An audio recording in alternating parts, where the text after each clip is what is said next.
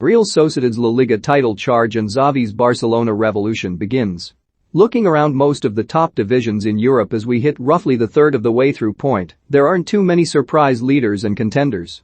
Quality, reputation, recent history and spending power has each of the likes of PSG, Chelsea, Man City, Bayern Munich and Borussia Dortmund in the top two of their respective divisions, while Napoli and AC Milan are making title pushes in Italy after going close in different prior campaigns of late.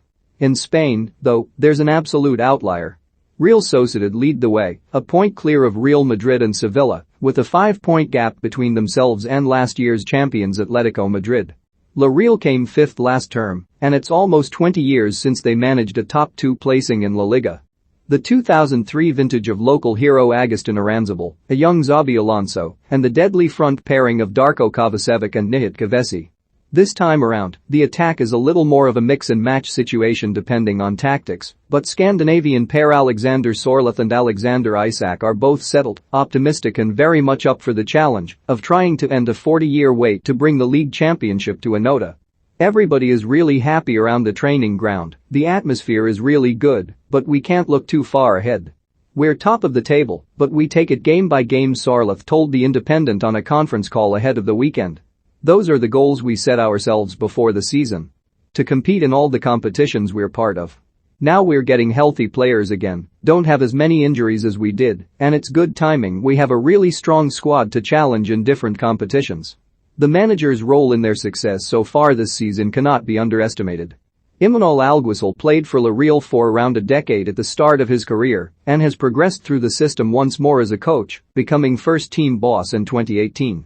Fast approaching 150 games in the dugout and his 3-year anniversary next month, he's the longest-serving manager since John Toshak's second spell in charge in the early 1990s. His impact on the team has already been appreciated by Sorloth, who has only been at the club a few months. He doesn't want to look too far ahead, his intensity on the training ground is really good. It affects us in the games and keeps us on our toes. He's been doing really well. Both strikers are back to club action now after starting World Cup qualifiers during the international break and both just falling short with their national teams. Sorloth and Norway finished third, so their journey ends here, while Isak and Sweden have another chance to reach Qatar after coming second in the group, but for now his attention has to be on continuing a great run of form domestically. We were sad not to get first, but that's football. We have an extra chance in the playoffs, and we'll give our all. But it's not until March, so it's important to switch focus and concentrate on the club, and that's what I'm doing. I'll put the national team behind me for now, he said. Both players have taken somewhat similar routes to San Sebastian.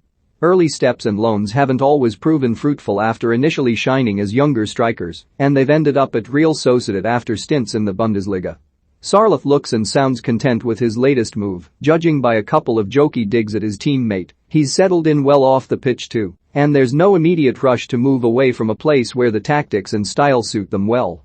Things change quickly and I'm still owned by Leipzig, it's up to them as well. I can only speak for the time being and I'm happy here, it's a family club, everybody wants to perform for the team, the Norwegian pointed out. Looking at both types of football, Spain is more technical, more playing with the ball. Bundesliga football, a bit more physical and quicker to play forward, Isak added. Spanish football benefits me more as I'm a player who likes to touch the ball, combine, and it suits me very good here. Sitting pretty atop the table, it's hard to argue with either one of them ahead of a potentially defining month in which they will face Valencia on Sunday before further tests, including against Real Madrid, Villarreal and Real Betis, as well as finalizing their Europa League group stage campaign. Where they sit 1 month from now in both competitions could dictate just how close they can go to glory this season. All eyes really will be on Spain's top flight this weekend, and a full 24 hours before the league leaders kick off, a mid-table side will do the same. That's Barcelona, 9th in the table with a single league victory to their name in the last 6, and with new boss Xavi Hernandez facing the small matter of the local derby in his first game, with Espanyol visiting the Camp Nou. The clubs are level on points, a near-identical record in La Liga this term, highlighting both how impressive the visitors have been at times and how much work there is for Xavi to do. He's optimistic though, as he kind of has to be, but a dose of realism is thrown in with the expectations on his squad. We have not had a lot of days to work together, but the idea is clear. It's a question of values, attitude, hard work and sacrifice. I hope we can start to see things tomorrow, he said. I am here to make decisions.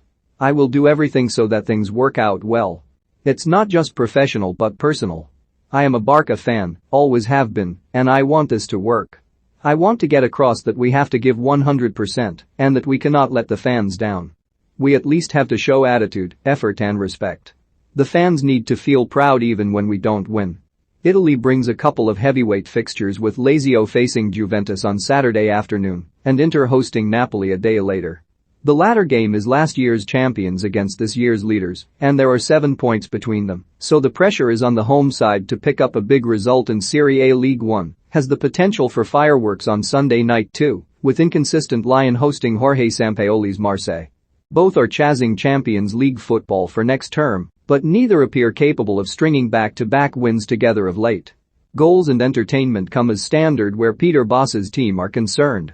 Finally, if you haven't yet read the brilliant story of Belgian club Union Saint-Gilloise and how their British owners have turned them from minnows into improbable league leaders there, check it out now. They are away to Ostend on Sunday.